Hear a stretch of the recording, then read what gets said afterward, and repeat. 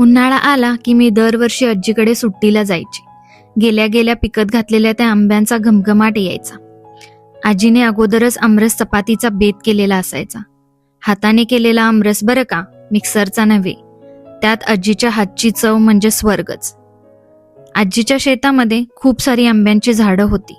कधी कधी मी तिकडे पण जायचे, झाडांवरचा पिकलेला आंबा खायला. खूप मस्त लागतो तो. ना मोबाईल, न कॅलरीज वाढल्याचं टेन्शन, फक्त आजीचं प्रेम आणि आंब्याचा गोडवा. आमरस म्हणजे तो एक पदार्थ नसून माझ्यासाठी ते आजीचं प्रेमच होतं. तर मी आज असाच काही प्रयत्न केला आहे आजीसारखा हाताने आमरस बनवण्याचा. सुरुवातीला आंबे पिळून घेतले, पाण्याचा वापर न करता बरं का.